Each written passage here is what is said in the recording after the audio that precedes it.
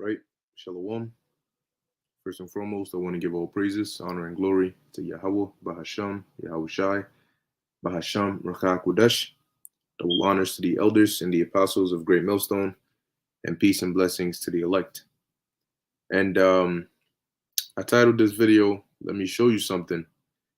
And the reason I did was because what I'm going to show in this video is just a series of just a few accounts of the fear of Yahweh Ba'Shem Yahweh Shai. Okay, because now this right here, this page is a thousand ways to die. It was a show that they used to have come on. I think it was Spike TV. I don't even know if Spike is still there anymore, but I know this was a show, A Thousand Ways to Die, and I don't remember if it was like these events that they depicted in the show were based on true events that happened, or if some of them were, or if none of them were. But nevertheless, this is one of them that I definitely remember. Okay, now they call it Verminated. Verminated, and I'm gonna read I'm not gonna play the video of it, but I will read what the plot was, what the video actually shows. And in here, it's pretty much one of the, in my opinion, is a horrible way to go out. Okay, nevertheless, we know. Let me read this precept first. Okay, and I'll bring it in full circle. This is the book of Psalms. All right, this is the book of Psalms. This is Psalm 68, verse 20. It says, "He that is our God is the God of salvation, and unto Yahweh the Lord belong the issues from death." Okay, that's Psalm 68, verse 20. Okay, and as you can see, I'm gonna read it again. It says, "He that is our power." All right, he that is our power is the power of salvation, and unto Yahweh the Lord belong the issues of death. Now, when you read Psalm 68, I just want to show you something, so I'm going to pull it up real briefly. When you read the Psalm 68 and 20, you'll notice. Let's see, 68 and 20. Well, we're going to see the word God in there, but in the scriptures, there's times like in this example where the word God here is all caps, right? So in here, when you see that G-O-D in all caps, the Hebrew there is actually Yahweh. So whether they may be, instead of putting all Lord in all caps there, they had God, or whether it's deliberate. There's a difference between the God lowercase with just a capital G, which in the Hebrew is Allah or Allahayim, and God, G-O-D, all capital, because in the Hebrew there's Yahweh, as I'll show you right now. All right, you can see here Allah for this one, and when you come down to the all caps, you have here Yahweh. Okay, so the point that I'm making is that the issues of death belong to Yahweh. So let's actually look up the word issues. Okay, the word issues here, we have, that's quite a long word, Thawataza Wath. Thawataza Wath. Okay, now it says here, outgoing, going out, source. So what does this mean? This means that whenever somebody dies, okay, or before they die, the way they're gonna die, when they're gonna die, how they're gonna die, all of that is determined by the Lord. He sends out that hit, right? And the angels carry it out by whatever form he wants it to take place. So if somebody gets mauled by a wild animal, that is an issue of death that was sent out by the Lord, saying that at this particular time, at this particular location, by this particular animal, this individual is going to get mauled to death. So the Lord is the one who designs death, how it gets carried out, and all of that. Okay, so now that we got that in here, let's take a look at this account. Verminated, right? 1,000 Ways to Die. Verminated. Now it says here, verminated, the plot. So what happened here, it says a convicted robber. Let me zoom in a bit. And the reason I'm bringing these out, which is not really going to do justice compared to what we're about to witness very soon, but this is why the scriptures tell us. Since I'm here, let me just pull that up first. In the book of Hebrews, chapter 10, verse 31, it is a fearful thing to fall into the hands of the living God, of the living power. Why? Because the Lord can do things to you that are worse than death. And if he decides to take you out, he can take you out in some of the most gruesome, painful, worst ways possible. The Lord can have your life be miserable for 2, 3, 4, 5 years, and then he could make you be put to death in a brutal, painful, slow, and agonizing way, where you feel everything. And that's why you fear the Lord, because his judgments are great. So let's read this about Verminated. It says here, and a lot of people going around, in that spirit of being fearless, of not fearing our power. Well, when these intricate, brutal, painful judgments go out, the fear of the Lord is going to come back very quickly. And you notice usually when the Lord determines judgment on you, when he pronounces judgment on you, that's supposed to take you out. If it's by a disease, that disease is incurable for you. Right. And sometimes you read that in the scriptures that there was an individual that was smote with an incurable disease. And then it goes on to explain how severe and painful that disease is or was. And now we're coming into a time like never before. So imagine what kind of judgment you're going to see, judgments now that you can't compare to any other kind of judgment. So it says here, a convicted robber named Mort was on the run. His latest felony, armed robbery, would put him in jail for good if he was captured. The cops take a break, but Mort hides in a drainage pipe. So imagine a giant like sewage pipe, and he crawls through it. It says, because what better place for a human rat to hide out in? The cops gave up, with each other refusing to go in the pipe. So I'm not crawling in there after him. You tripping. It says here, Mort was not going to take any chances, so he continued his crawl, and the pipe kept getting smaller and smaller. So he kept on crawling and kept getting tighter and tighter and tighter until he predictably got stuck. So it got smaller and smaller and smaller, and now he got stuck. So he's stuck in this pipe. It says, in a short amount of time, he went from surrendering to apologizing to crying, which is going to be the case for a lot of individuals. They're going to go from pride to apologizing to fear, or pride to fear to apologizing to crying to begging for their life, and none of that is that's going to be to no avail, because the only way you escape judgment is if the Heavenly Father shows mercy. And the Lord said in this time, he's not going to be showing mercy to people, only his elect. So it says here, they turned to night, and for the first time in his life, Mort was scared. Make that terrified. Mort heard a sound, so he lit his lighter to find out what it was. So he's trapped in this sewage. It's dark now. Forget him not having eaten. You're probably starving or thirsty, or maybe you got to use the bathroom, but you're stuck in a pipe. And it's nighttime, nobody's around, you screaming for help, and nobody can help you. You stuck in the pipe. Shit. It says here, so he's in the pipe and he hears some sounds. So he lights his lighter to find out, okay, what is that? It says Mort saw some rats appear, causing him to scream. Oh shit, what is that? It says needing a way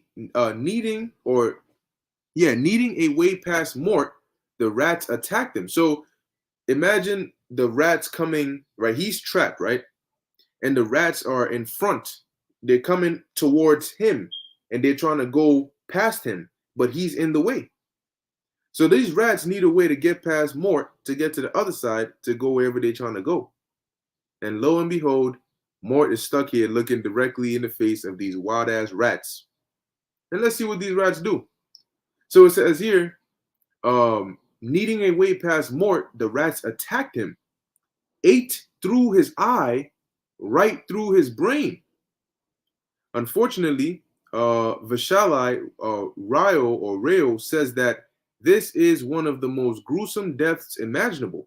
Yeah, because he was literally trapped in a sewage pipe, and rats were eating through his eyeballs, through his eye sockets, into his brain, and ate through him.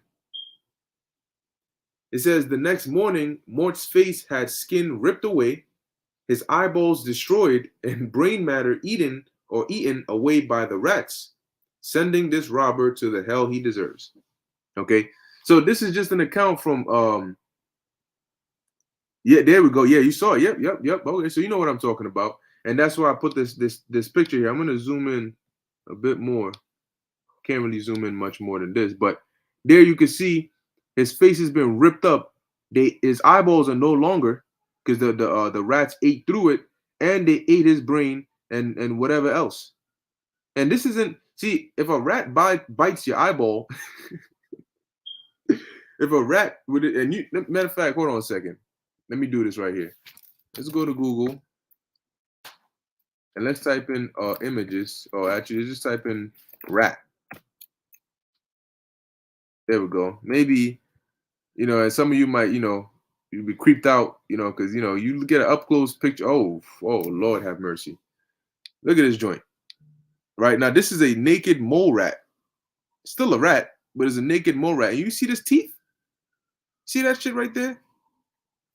Let me see. Maybe I need to be a little bit more specific. Let's pull up rat teeth. All right, because these rats, man, what in the hell? What? Why? What the hell is wrong with people, man?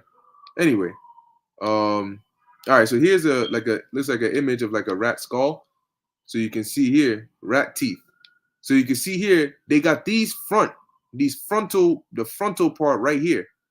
Okay, you can ignore this. I don't know what kind of demonic ass shit is this. Let me just scroll up. There we go. All right. So you can see this. You see that? Imagine that not on your freaking finger or your hand, your eyeballs. All right, teeth like this, munching and gnawing through your damn eyes, man. Right there. See that? Just chewing away. Like it's I don't know, what do you call them? Twizzlers or some shit. Twizzler, whatever, that candy. All right. And he just gnawing and gnawing and gnawing away. So this man is stuck in a pipe, and these rats with their sharp ass teeth, they pull up, and their whiskers and shit, and they pull up like, oh, it's feeding time. Okay. Yeah, they taking chunks out his eyeballs and everything. And you think he wasn't screaming? Of course he was screaming. But he's trapped in here, and his eyeballs are being gouged out and chewed by rats. And then eventually they enter through the eye socket, and then they get to the brain, and then they start eating. What type of pain do you think that is? Now, like I said, whether this is just like a made-up scenario, or whether it's based on something that actually happened, the Lord can do things like this and much worse. You may say, well, at some point when they bite into a certain part, then you're not, you die. But the Lord can say, I'm gonna leave your spirit in there, and you feel every bit of it. I might just heighten up the pain, so the pain hurts even more. And then after that, I could bring you up to the spirit world. Okay, and the point that I'm making here is the Lord, Yahweh Ba'ashem Yahushai, can do that to you.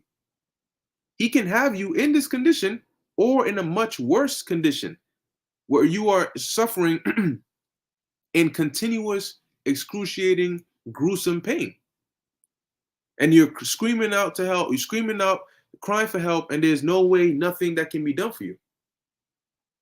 So you fear the Lord, and so that way you don't end up on that end of the spectrum. Because lo and behold, the judgments that are going to be going out in this time is going to be going out exceedingly.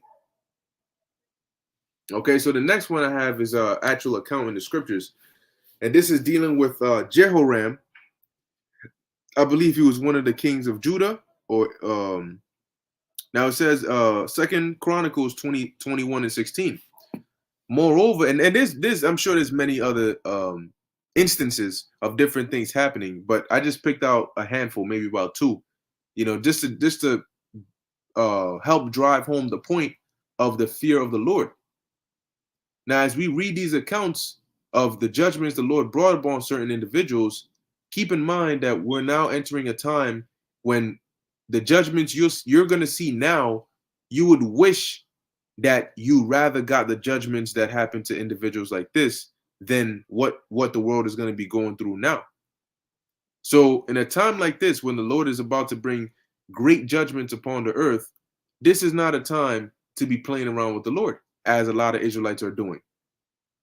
All right.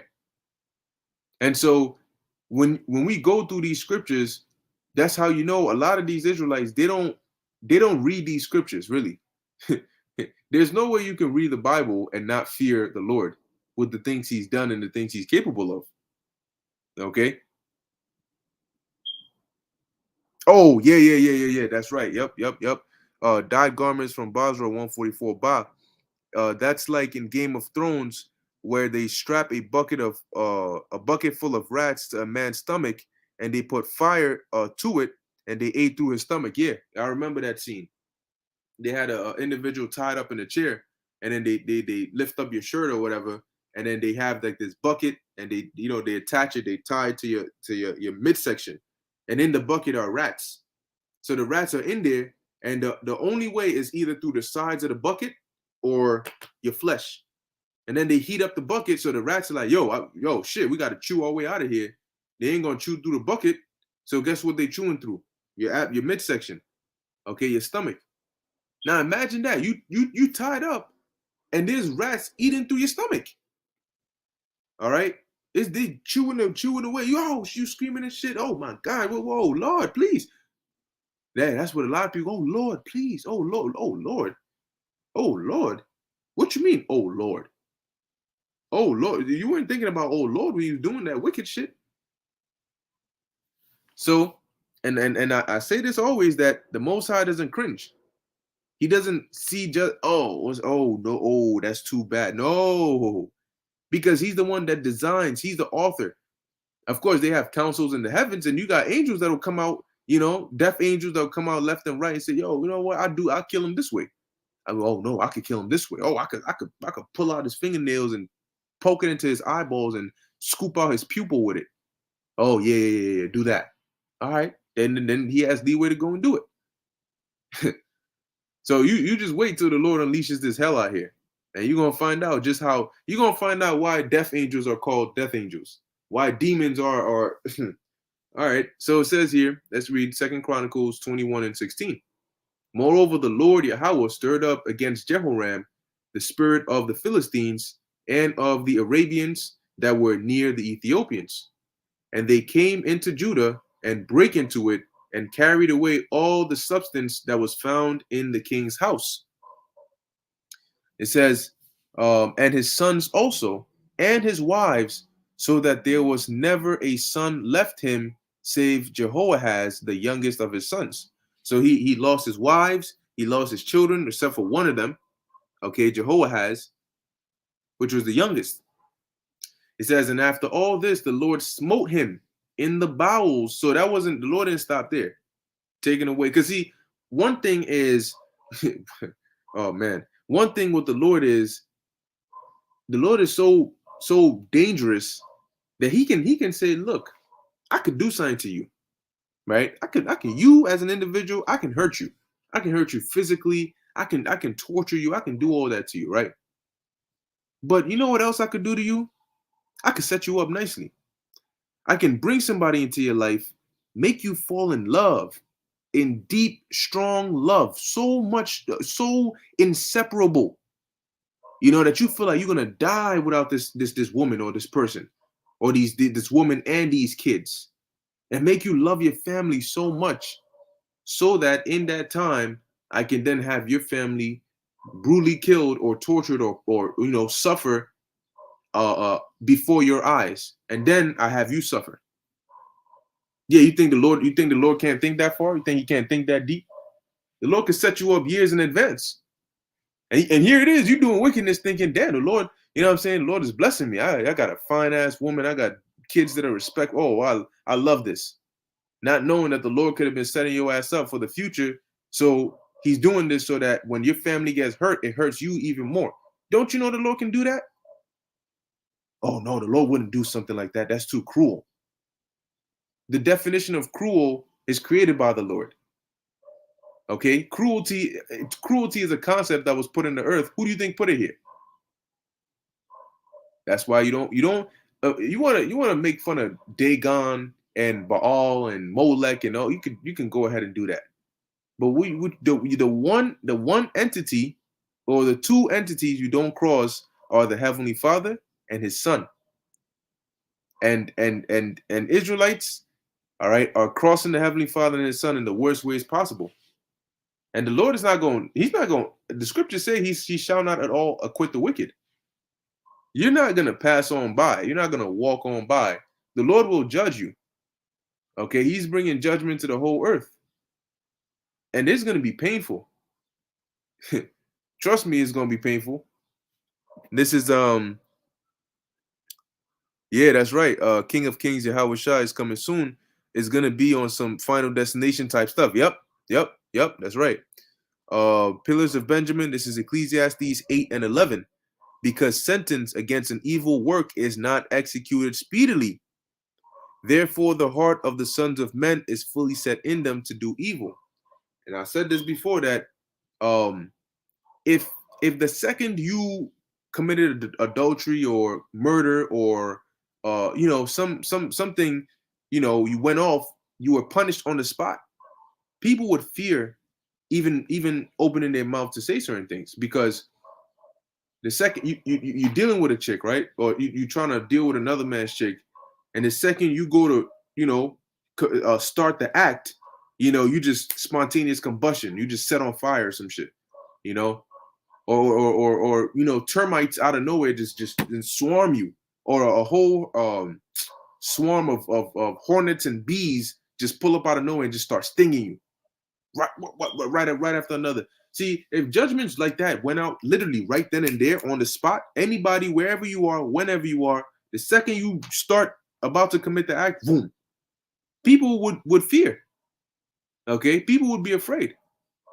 You want to know why people don't go around putting their hands in fire? Because judgment happens on the spot. The second you put your hand in fire, you're going to get burned. So people know better than to play with fire, right? That's why you get that saying, don't play with fire. So, because you know that judgment, the fire is going to burn your ass. But here it is when it comes to the law of the Lord, like as we read in Ecclesiastes 11, because the sentence against that evil work is not executed speedily. It doesn't mean that it's not executed at all. But it's not executed speedily because the Lord is being long-suffering. But when that time of long-suffering is over, which is the commencement of Jacob's trouble, there's going to be, I mean, just imagine how much executions are going to be going on out here with the Lord behind it. So it says back in 2 Chronicle 1 and 18, and after all this, the Lord Yahweh smote him, Jehoram that is, in his bowels with an incurable disease. See, that's the part right there. You got smitten with an incurable disease. What does that tell you? That means the Most High wants to take your ass out painfully in his bowels. That's internal. That's not topical. That's not outside. That's internal. It says, and it came to pass that in process of time, after the end of 2 years, so he suffered this pains and disease in his bowels for 2 years. Right? After the end of 2 years, his bowels fell out by reason of his sickness. So he died of sore diseases, and his people made no burning for him like the burning of his fathers. Now, when you look up this here in the other translations, let's see. In the NKJV, it says, then it appeared in the course of time, after the end of 2 years, that his intestines, all right, his intestines, however you want to call it, came out because of his sickness. So he died in what? In severe pain. And his people made no burning for him like the burning of his father for his fathers. So he's going through all this pain, and there's no cure, no remedies, no painkiller, no nothing is going to take this away. The Lord is going to bring judgment without painkillers, man. So lastly, what I have here is the book of Second Maccabees, chapter 9, and this is dealing with the death of Antiochus Epiphanes. And one thing that's notable about this is we're going to read about what exactly happened to Antiochus Epiphanes, but now you need to also consider one factor as well. And that factor is Antiochus was a straight up demon. Antiochus Epiphanes was a straight up demon. This guy was a demon. The way, the pride, the wickedness, the things he did without fear to us, right? Without regard. So how painful did the judgment have to be that even a wicked Edomite as this individual was humbled so much so that he's like I mean, he's trying to befriend us. He's saying, look, he'll do whatever. And it went just like that. We're going to read it just like that. His tune changed real quick.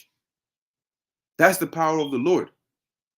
Having an Edomite crying and seeking for repentance, like, yeah, he still ain't get it.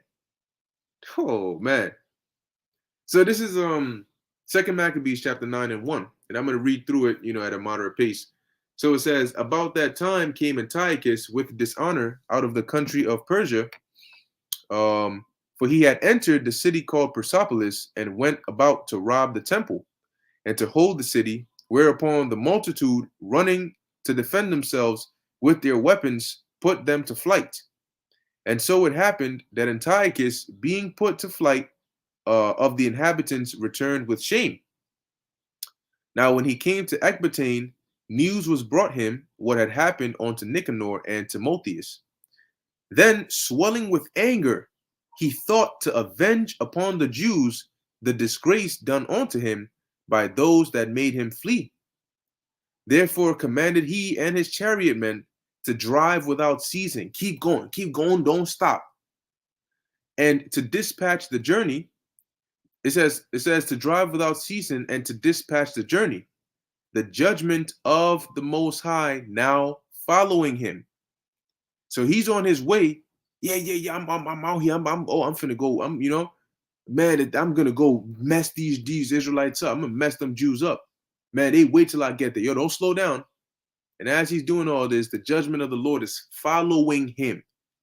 So when you got individuals doing all manner of wickedness, guess what? As they're doing that wickedness, the judgment of the Lord is following them. All right, it's following them. And when the Lord says go time, it'll catch up to them. It says, for he had spoken proudly in this sort, that he would come to Jerusalem and make it a common burying place of the Jews. Wow, that's some wicked intents, huh? But the Lord Almighty, the power of Israel, smote him with an incurable, there you go again, right? Incurable. The same way the Lord smote Jehoram. And what happened to Jehoram? He died because it was incurable, meaning the Lord intended for this plague to kill your ass. It says, smote him with an incurable and invisible plague. Or as soon as he had spoken these words, a pain of the bowels, which is your insides, that was remediless, there was no cure for it, came upon him, and sore torments of the inner parts. So just as he was talking, and man, that's the kind of judgment that we looking for, because as you're you're saying certain things or you're doing certain things, judgment is just gonna come upon you. But you know what? The Lord has everything set for an appointed time. So it says here, and that most justly, for he had tormented other men's bowels with many strange torments. Verse 7, howbeit he nothing at all ceased from his bragging. So this guy was so proud. Keep this in mind. He was so proud. He got hit with this plague, and he still didn't stop bragging, talking his smack. It says, but still was filled with pride, breathing out fire in his rage against the Jews, and commanding to haste the journey. But it came to pass that he fell down from his chariot, carried violently, meaning because it was moving so fast All right. He fell out from his chariot. It says, so that having a sore fall, all the members of his body were much pained. So he must have hit the ground hard, probably broken some bones. It says, and thus he that a little afore. So who do you think was behind this? Him getting plagued, him falling off the chariot? The Most High. So now let's see how, let's see what happens, what becomes of this guy. It says, and thus he that a little afore thought he might command the waves of the sea, so proud was he beyond the condition of man, and weigh the high mountains in a balance, was now cast on the ground, and carried in a horse litter, shewing forth unto all the manifest power of God. Because nobody pulls a fast one on the Lord. Nobody disrespects the Lord. Nobody gets on the Lord's hit list and you just get to escape. If you end up on the Lord's hit list, you're done. A lot of people are like saying, sign me up. Verse 9, it says, so that the worms rose up out of the body of this wicked man. So yes, you can picture worms springing up out of his body. Let me see if I could do something here. 2 Maccabees 9 and 9. Let's see, 2 Maccabees 9 and 9. Let's see if we can get another translation of that. All right. Sometimes they have the CSB. All right. So they have the NRSV. Let's hear that. See how it's worded. Okay, so it says here, swarmed with worms. All right. Let's see what else. The RSVCE. Let's see what we got there. Swarmed with worms. Okay. KJVA. All right. Yep, I think that's the one that we're reading now. It says, so that the worms rose up out of the body of this wicked man. All right. So let's keep on going. So you can at least get the visual of worms. So that means that his body was had to have been breaking down while he was still alive, to where it was breeding worms. See how disgusting that is? Imagine that. You're alive and your body is breeding worms. Worms. It says, so that the worms arose up out of the body of this wicked man. And whilst he lived in sorrow and pain, his flesh fell away. So his body started to rot. It started to break down while he was alive, in pain, in sorrow. And the filthiness of his smell was noisome to all his army. So not only was he in pain, his body is hurt because he fell.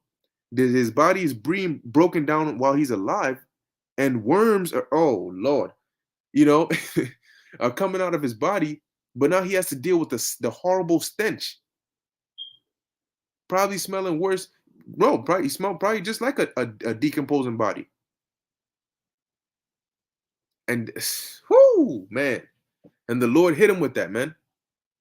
See, a lot of Israelites, you got to go read this 2 Maccabees 9 and see just one example of this was light work for the Lord, of what the Lord can do to you. One way he could take you out. It says, and the man that thought a little afore he could reach to the stars of heaven, no man could endure to carry for his intolerable stink. Now keep this in mind.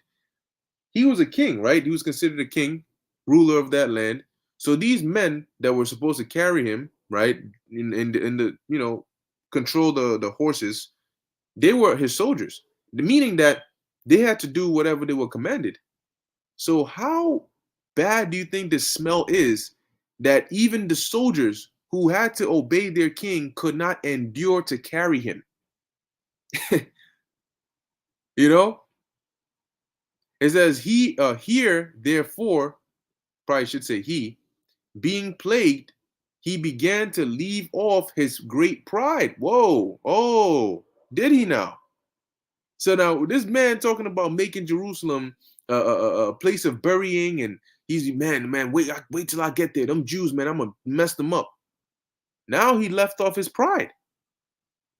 It says, and came to the knowledge of himself by the scourge of God, his pain increasing every moment.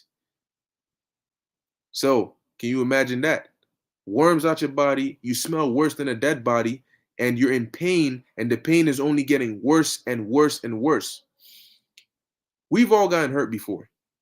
Maybe you you stub your toe, or like maybe something heavy drops and smashes on your toe, or you get, somebody who's turning around and they don't see you, and they elbow like the side of your face, you know, or you get hit in the back of your head with a football or basketball or baseball bat. So we've all been in pain before. And what usually happens is you get hit, your adrenaline kicks in, but the pain is just there, and you're doing whatever you can for and waiting that the pain subsides, because eventually, as the adrenaline kicks in, the pain subsides. So that's what you're waiting for. You may hit, you may turn around and not see something, and your toe, boom, your toe hits like the edge of the table.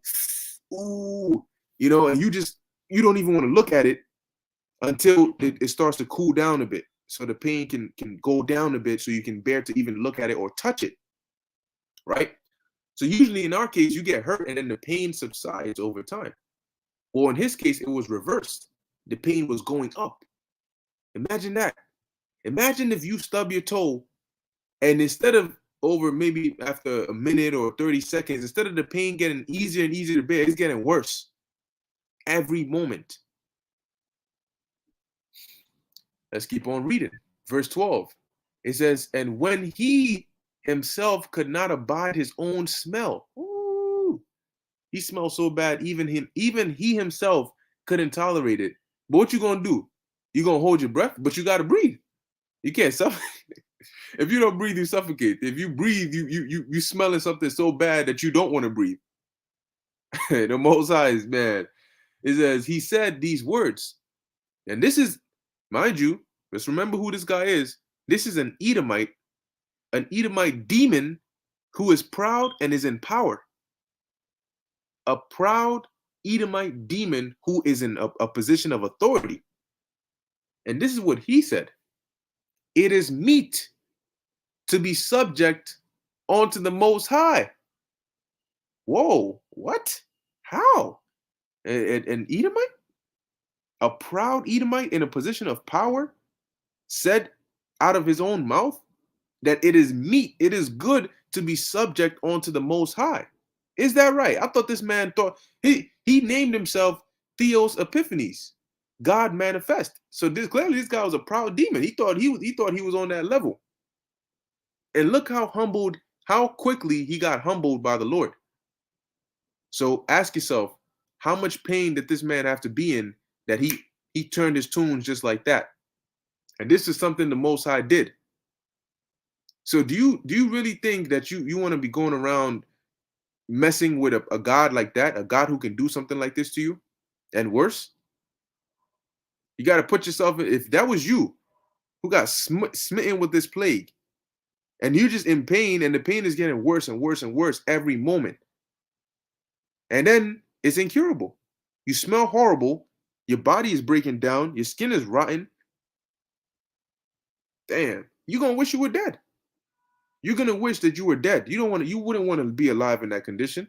Now the Lord says, no, I'll keep you there for maybe a couple months, maybe a couple weeks. I'll keep you there for a while. Oh man, oh man, oh man.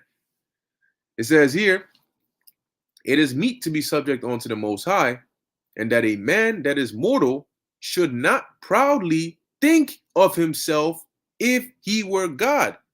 I'm sure there's certain individuals out there who should come and read this verse and read it again. Okay? Talking about the greatest men on the planet. Come take some advice from Antiochus Epiphanes. All right? Because he could tell you firsthand. 2 Maccabees chapter 9, verse 12. And when he himself, Antiochus Epiphanes, could not abide his own smell, he said these words, it is meet to be subject unto the Most High, and that a man that is mortal should not proudly think of himself if he were God. Yeah, Khan, we read that earlier in 2 Chronicles 21 and 16, dealing with Jehoram. All right. It says here, continuing, where we at? Oh, verse 13. This wicked person. So Antiochus, he was a wicked individual, but even the Most High got him. How sayest thou righteous things, being a wicked man? It says, this wicked person vowed also unto the Lord, unto our God, unto Yahweh, who now no more would have mercy upon him. You hear that? So when the Lord smites your ass with an incurable plague because you out here talking shit, he's not going. Here it is. The only way to escape that painful plague is by praying to the Lord. But then the Lord is the same one who hit you with it and says, "No, I'm not going to have mercy on you. Don't even pray to me." It says, saying thus that the holy city to which he was going in haste to lay even with the ground and to make it a common burying place, he would set at liberty. So look, the Jerusalem, they could do whatever they want. I'll give them the freedom. It says, and as touching the Jews whom he had judged not worthy so much as to be buried, but to be cast out with their children, to be devoured of the fowls and wild beasts, he would make them all equals to the citizens of Athens. Right, so these Jews who at one point he said, "Look, y'all are so worthless that you don't even deserve to be buried." He said, "Look, man, I'll make them equal to the citizens of Athens." Okay, and Athens, the Athenians were high class. It says, "And the holy temple, which before he had spoiled," which when you read in First Maccabees, the first chapter, it goes into how he spoiled and the temple and how it was rent and it was the vessels were taken out. You had harlots in there, heathens in there. It was just horrible. It says, verse 16, "And the holy temple which he had spoiled, he would garnish with goodly gifts and restore all the holy vessels with many more out of his own revenue, defray the charges belonging to the sacrifices." So he was so desperate and so much pain that he said, "Look, I'll do anything." Verse 17, "Yea, and that also he would become a Jew himself." All right. He would become, Antiochus Epiphanes was in so much pain. The Lord judged him so hard that he went from looking at us as such worthless creatures that we didn't even deserve proper burials, that he was going to make us make Jerusalem a burying place of the Jews.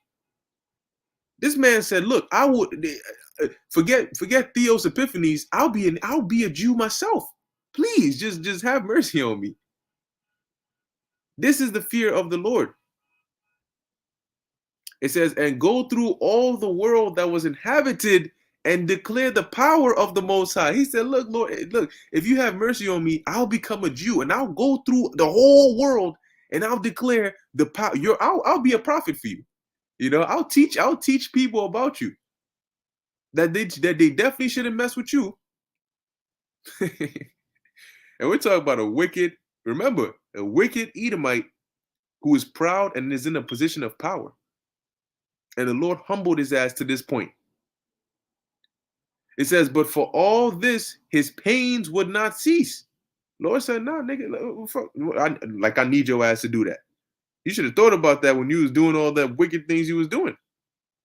Right? Because here's the thing. When you have liberty right now, and when people say crazy ass things like what the ISUPK just came out and said, I'm adding to the things they've said before. Or when they're lifted up with loftiness and pride, okay, as a lot of Israelites are, they don't consider what the latter end, what the consequences of those things, of those actions are. Antiochus Epiphanes he never thought in his life he would be in a position like this. He wasn't considering this. And yet, look what happened to him. Hoping and begging and crying and seeking mercy. And yet the Lord said, "No, you ain't going to get any mercy." And this is what you always have to remember. This is the God that we are serving. This is the God whose business we are laboring in. So for you to come and call yourself an Israelite and behave the way you do, just remember that the time like never before that we're coming into is called Jacob's trouble. that means your ass is in there. All right. So are you the Jacob that gets the trouble, or are you the Jacob that gets delivered out of it? So it says, let's keep going. Let's finish this up real quick. Verse 18, but for all this his pains would not cease, for the just judgment of God was come upon him. Therefore, despairing for his health, he wrote unto the Jews the letter underwritten, containing the form of a supplication after this manner. So this is what he wrote to us. Antiochus, king and governor, to the good Jews. Oh, all of a sudden we're good Jews now, right? We went from being so worthless we didn't deserve proper burials to now we're good Jews. It says, to the good Jews, his citizens wisheth much joy, health, and prosperity. Oh, so, wait. You're the same guy who said he was going to come make us a burying place, make Jerusalem a burying place of the Jews. Now you wishing the Jews much joy, health, and prosperity? It says, if ye and your children fare well, and your affairs be to your contentment, I give very great Yo, this man is, yo. It said, I give very great thanks to the Most High, having my hope in heaven. So all of a sudden, he became a believer. He's a believer now. Now he cares about our well-being, and he's giving thanks to the Most High. Okay. It says, as for me, I was weak, or else I would have remembered kindly your honor and goodwill returning out of Persia. And being taken with a grievous disease, I thought it necessary to care for the common safety of all. So now he cares for the common safety of all. Oh, he changes tone real quick. It says, not distrusting mine health, but having great hope to escape this sickness. But the Lord said it was incurable. You weren't going to escape it. It says, but considering that even my father, at what time he led an army into the high countries, appointed a successor, to the end that if anything fell out contrary to expectation, or if any tidings were brought that were grievous, they of the land, knowing to whom the state was left, might not be troubled. Again, considering how that the princes that are borderers and neighbors unto my kingdom wait for opportunity and expect what shall be the event, I have appointed my son Antiochus, king, whom I often committed and commended unto many of you, when I went up into the high provinces to prove I have written as followeth. Therefore I pray and request you to remember the benefits I have done unto you generally and in special, and that every man will be still faithful to me and my son. Yeah, okay. See how Edomites work? See how these damn Edomites work? After all the shit he done, now the judgment is coming upon him. Oh, now you want us to remember the benefits. What benefits? Was slaying mothers and their children beneficial to us? Was forcing everybody to have to sacrifice each swine? Was that beneficial to us? Now you're getting judgment. Now you want us to remember you. No, we ain't gonna remember you. And that goes for wicked Israelites now. When judgment comes, you're gonna be in the case like Antiochus Epiphanes. And you're gonna be seeking help. But there's nothing we're gonna be able to do for you. Therefore, I pray and request you. Oh, I read that. Verse 27. For I am persuaded that he, understanding my mind, will favorably and graciously yield to your desires. Verse 28. Thus the murderer and blasphemer, having suffered most grievously as he entreated other men, so died he a miserable death in a strange country in the mountains. Okay, that's what happened. That was the fate of Antiochus's wicked ass. So you go around thinking that it's okay to play with the Lord. You got to go and read 2 Maccabees, the 9th chapter, and understand what the Lord is capable of. All right, and how much worse things can come upon you if you keep on in your wicked ways and you don't repent. Because ultimately, going back to Hebrews 10 and 31, it is a fearful thing to fall into the hands of the living God. All right, don't mess with Yahweh Shem Yahushai. That's it. That's it. So I'm gonna end it off on this precept. This is Jeremiah the Weeping Prophet 144. Psalm 9 and 16. Yahweh is known by the judgment which he executeth. See, and Antiochus knew him. He found out real quick, right? It says, it says the wicked is snared in the work of his own hands, Selah. All right, so hey, we ought to fear Yahweh Ba'Shem Yahweh Shai, man. And after Jacob's trouble, I'm sorry, during and after Jacob's trouble, the whole world is gonna know and understand why Yahweh Ba'Shem Yahweh Shai is to be feared. So with that, I hope you've been edified. In closing, I want to give all praises, honor, and glory to Yahweh, Bahasham, Yahweh Shai, Bahasham, Rakak Wadash. And until next time, Shalom.